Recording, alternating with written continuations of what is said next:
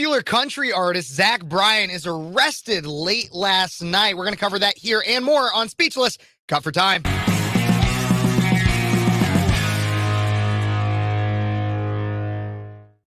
Hey, everybody. Welcome back to Speechless Cut for Time. I'm your host, Phares, 22-year-old conservative college student out of Central Illinois, host of the radio show Speechless on Cities 92.9, where I cover a lot of different topics. But today, we're going to cover an interesting one. But before I do that, don't forget to like the video, give it a thumbs up, subscribe to the channel if you're not already, and ring that notification bell to all to make sure you will never miss a minute of some of this content. And comment. Let me know what you think about anything that's going on, and share this with your friends. I'd really appreciate all that. But let's get right on into it. Out of Fox News, Bryan, the popular country artist, was arrested last night in small town Oklahoma. Why was he arrested? Well, that was my first question as well. It was not immediately clear what the reason was, but it was found out it was an obstruction of investigation charge.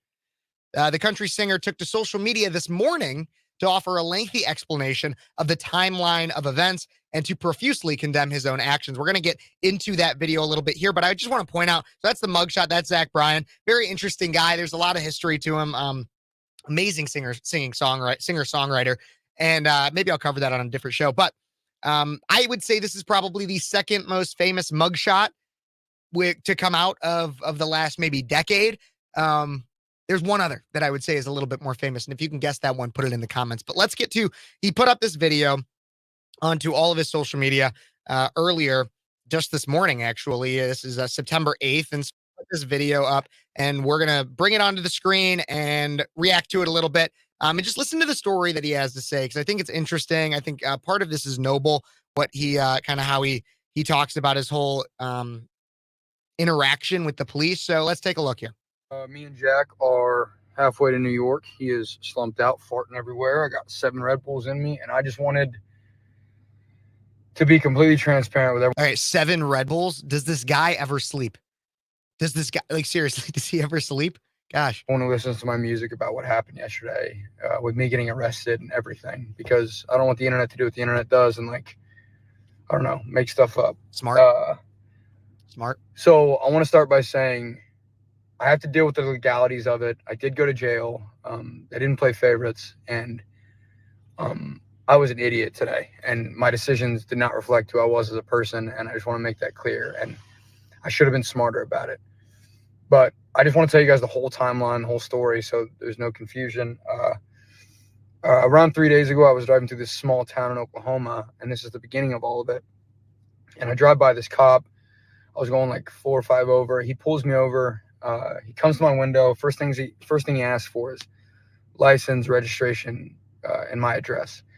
And I told him, I said, hey man, I don't really feel comfortable giving you my address. I'm a musician, and I'm not comfortable with it. So he says, if you don't give me your address, I'm gonna have to take you to jail. And I'm like, man, I'm not gonna give you my address. So he tells me to step. You know, I'm not from Oklahoma, but that does sound a little weird. And like, obviously we got to take what he says, because I don't have a FOIA, I don't have the documents, anything like that. But doesn't it sound weird that they would ask for his address? Like, also, wouldn't that be on your license? I don't know, little weird questions. Out of the vehicle, he puts handcuffs on me, and I'm like, man, what the hell is going on? Why are you doing this? He's like, why are you not giving me your address? So we talked about it. I explained to him why. I ended up giving him my address. I ended up like abiding by what he was saying. We kept talking. He finally took my handcuffs off. He gave me a warning, because I wasn't going too fast or anything. And then he let me go, because I just started respecting him and being cordial. But I think it just frustrated me a lot, because I didn't know if I had a right to refuse giving him my address or not, but I did, and who knows. But that happened. Fast forward to today. I wake up and I tell my security guard, hey man, I'm going to drive to Boston today. So to see the Birds play. So we're driving to Boston. We get like 40 minutes away from my house. We're going through Veneta. He's behind me, and I see him getting pulled over. So I'm like, oh man. So I go around the block, and I come and I pull back up next to him. And I'm just sitting there. I didn't get out of the vehicle or anything. I'm just sitting there waiting on him. 10 to 15 minutes goes by, and I get out of the car. I'm like, man, why is this? What is taking so long? And I was going to smoke a cigarette. The cop comes up to me, and he's like, sir, get back in your vehicle. And I'm like, I'm not the one getting pulled over. Please, like, he's like, get back in your vehicle, or I'm going to have to take you to jail. And like a dumbass, I said, "Take me to fucking jail? What do you mean?" And he was like, "Take you to jail." And I was like, "Damn." So I get too lippy with him. He brings me over to his car, and I just didn't help my situation at all. I felt like a child. It was ridiculous. It was immature, and I just pray everyone knows that I don't think I'm above the law. I was just being disrespectful, and I shouldn't have been, and it was my mistake. So he gets me in these cuffs, man, and they're tight, and he puts me in his front seat, and we're just all going back and forth. I'm like, "Man, these cuffs hurt." He's like, they're not supposed to be comfortable. He was just being a cop, you know? And so I'm just getting more angry and angry, which is like the worst thing you could possibly do. So 15 minutes goes by. They finally let me out of the vehicle, and I'm like just mouthing off like an idiot, like an actual child. I'm like, "Man, someone's got to get a hold of you guys. This is like, why are you using your authority like this? This is so wrong." When in reality, they were just doing their jobs. I was upset. And so he looks at me, he says, "Hey, man, I'm going to tell you this, and if you, like, don't interrupt me." And I was like, "Well, after you're done, I'm going to say my piece." He's like, "Okay." He started talking. I interrupted him naturally because I was just angry. So he said, "I'm going to take you to jail." And he took me to jail. And I was in jail for a few hours. When I got there, it kind of like lightened up because I just kind of cooled off a little bit. I was talking to the people booking me. Everyone was super kind. I was in my jail cell for a while, and the cop and me eventually shook hands. I ended up apologizing online because I realized that my actions didn't reflect who I was as a person. And that was kind of the night ended okay. I have to deal with the legalities of it when I go back home. The people of Veneta were super kind. I just want to tell the story and get it out there before someone blew it out of proportion. I was just an idiot, and I'll take the fall for it. I'm a grown man, and I shouldn't have behaved like that, and it won't happen again. I love you guys. Thanks for defending me online and stuff. I don't really need it. I just shouldn't have did what I did, and the world moves on. Tomorrow is gonna come anyway, and Jack's poop, man. Okay, I love you guys. Thank you. Bye. So, yeah. So, I mean, it seems innocent enough. It was even labeled as a misdemeanor obstruction of investigation charge. He definitely should have listened to the cops. However, he also, just to get the full news story out there, he also took to Twitter again just a few hours ago saying this. Let's pull it up on the screen here. To be clear, in the video I posted, I am not trying to save face or act like the good guy. I was a complete spoiled a-hole to these police officers, and I'll spend the next few weeks trying my best to right my wrongs and take back what I said. I do respect police officers, and I made a massive mistake. I am embarrassed for myself and my family and the people I love, but all I can do now is sincerely apologize. So, like I said earlier, I do have some questions regarding the process of which the cops went through. I mean, his address and all that kind of stuff. But overall, the reason why I'm inclined to believe what Zach has to say, other than the fact I will admit I am a fan, but is the fact that he's coming out and like saying that it's all his fault. And maybe he's doing it to get ahead of something. I don't know. I don't know the whole story. But we know Zach's side of it. And again, it seems relatively inconsequential. Anybody who's trying to go after him, I think is kind of BS because it doesn't seem like that would simply be somebody who just doesn't like his music or doesn't like that. But good for him overall for owning up to his actions and apologizing for making a genuine mistake. There's a lot of celebrities out there, Alec Baldwin, who will make a serious and grave mistake and say, "Oh, well, I didn't shoot the gun. The gun went off on its own," or all like we know about entitled celebrities. And he basically said that he was at fault here and he was acting a little bit like a spoiled brat. So a lot of the times on this show, I'm Speechless, I condemn apologies from artists. I condemn them. Why? Because oftentimes they're to the woke mob. Like I've talked about Alice Cooper. Alice Cooper never apologized, but like people that will go out and they will say something that's rational, like there are only two genders. Then the woke mob will come after them. And like Neo had that. And then there's an apology written and everything. And I condemn that kind of crap because the woke mob will never actually care about your apology. No, they won't. But for Zach, this is something I really do respect about almost anybody, is that when you apologize for something, when you realize you actually did something wrong. That's the only time I will ever apologize, if I believe I actually did something wrong. A lot of times I'll have people say, "Well, your opinion offends me." You want to know what I apologize for? I don't apologize for my opinion. I say, "Well, I'm sorry you were offended. I'm sorry you're offended, but I'm not sorry for offending you. But if I were to actually do something that was wrong and I realized I was inappropriately offensive at any point, then I will apologize for my actions. And that's what I love about Zach doing this is he's taken the road of, I made a mistake. I need to pay for my mistake. I'm a public figure. You guys deserve to know what happened. Here's what happened. So I think that's great. And so on that note, I'm going to react, actually. I've realized I didn't do a music reaction in quite a while. And so let's react. Here's a song from Zach Bryan's new self-titled album, which is like hitting the charts right now. Everybody loves it. I love it. And this song is called Spotless. And I think it's really interesting. And so we're going to pull this song up right here. And there's no like music video. It's still really new. This whole, I don't know if you guys just heard that ad that was coming on there. But this whole album is super new. And so there's no like music video or anything. I'm just going to pull up this onto the screen in a moment here. Once this ad stops playing. Gosh, did they not know I'm trying to record a YouTube video? Did they not know that? I don't know. But in the meantime, guys, don't forget to like, subscribe, and share.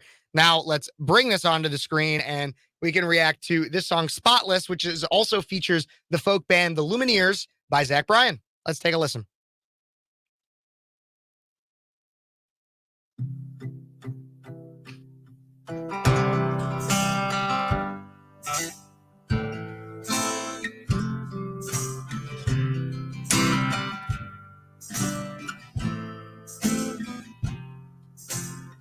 Turn on the TV, act like you don't see me, tell me everything is okay.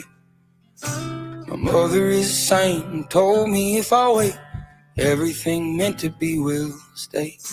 But I ain't a believer in people pleasing, neither fucking telephones will ruin this place.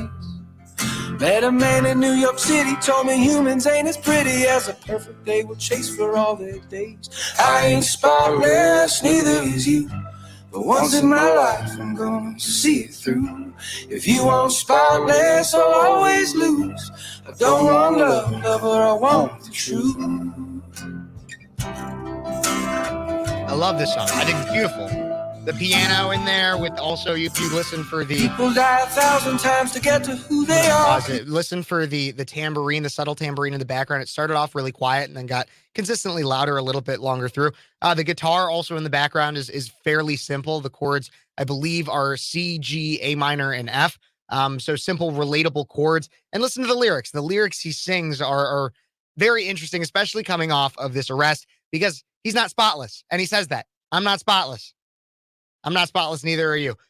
Meaning it's all kind of redder to say no one's perfect. And I like that, especially in terms of what he's been going through. You were praying to the heavens on a late train car. Your heart knows deeper seasons than my eyes ever will. I'm a self-destructive landslide if you want to be there. I ain't spotless, neither is you. But once in my life, I'm going to see it through. If you want to leave this, that's okay. Everything meant to be is bound to stay.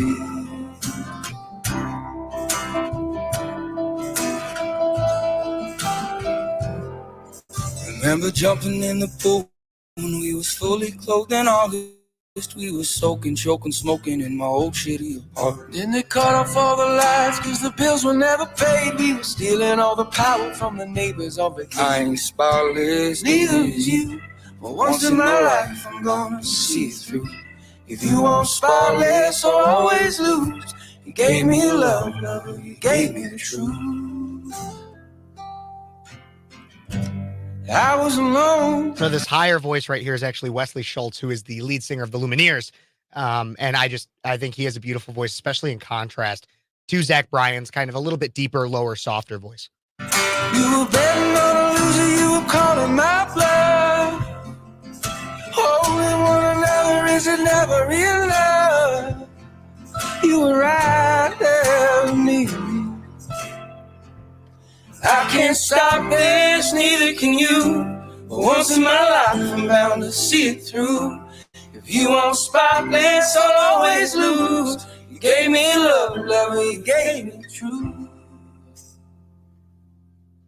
Beautiful song. Beautiful song. And once again, going through a few different things of it. Its simplicity is beautiful. I mean, even when the piano comes on, it's not a hardcore piano solo. It's them. Shout out to what it's them consistently just playing the same note over and over, and then maybe a little fluctuation in there. The chords are fairly simple. They might use a capo. For anybody who knows guitar, they might use a capo, but even with the capo, it's a pretty simple C, G, A minor, F. Also, once again, making it relatable and focusing much more on the lyrics. So let's talk about some of the lyrics here in this song that I think are probably some of the most important, or at least some of the most profound and interesting. So obviously, again, the whole point of the song Spotless is to be about like nobody's perfect. And this is a song that's written a little bit more to a lover. You could hear that in here. He says, if you want spotless, I'll always lose. I don't want love, lover. I want the truth. Obviously, in some way, singing the song to a lover, saying like, I won't be the perfect person. I can't be perfect. No one is perfect. I ain't spotless. Neither is you. For once in my life, I'm going to see it through. And that's something I find interesting too, because the whole line that the song title is based on, I ain't spotless, neither is you, is an imperfect sentence in and of itself, which I think is also probably likely on purpose. Also goes with the rhyme, because the next line is, for once in my life, I'm going to see it through. But I think that's beautiful in the fact that this whole song is about being imperfect. And even your key line, your key phrase within the chorus, I ain't spotless, neither is you, is an imperfect sentence. And I love that.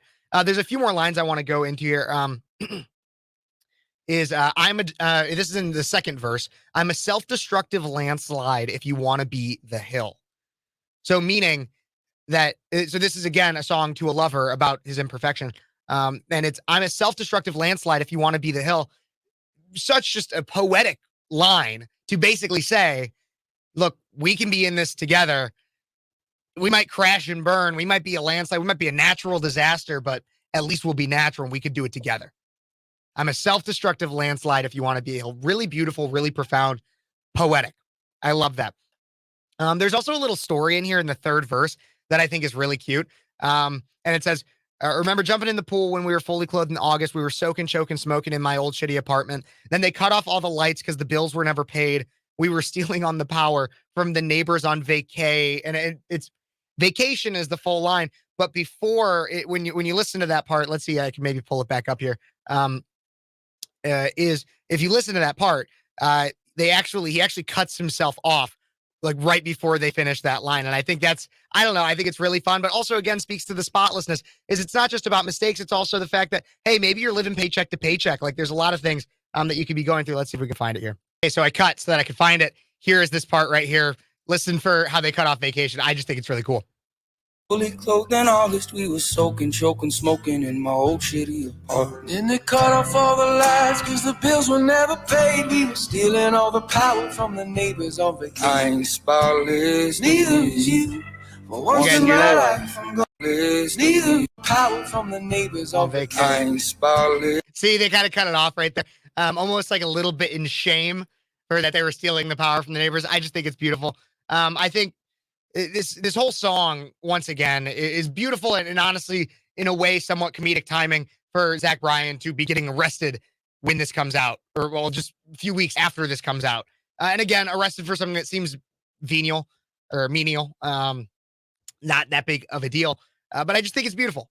It's a beautiful song about how no one is perfect at an individual level, as well as, I mean, it even kind of speaks to a larger theme of relationships aren't perfect. I'm not spotless, neither is you. No one is perfect, and no relationship is perfect. Love is imperfect. And I think there's a lot of beauty to this song. A lot of Zach Bryan songs are fairly sad. This one, I think, has a little bit more of a hopeful tone to it. And I hope you guys liked it. That's the first time you've ever heard of Zach Bryan. I'm going to tag his YouTube channel in the description, obviously for credit and everything. But I love this guy, and I've listened to his entire album. I love it, love it, love it. Thank you guys so much for tuning in. Don't forget to like, subscribe, and share, and comment. Let me know what you think about anything I talked about here today. What do you think about his arrest? Everything. It's been kind of a slow news week, but I hope you enjoyed this video. Don't forget, again, to like, subscribe, comment, and share. God bless you. God bless America. And until next time, you've been watching Speechless. Cut for time.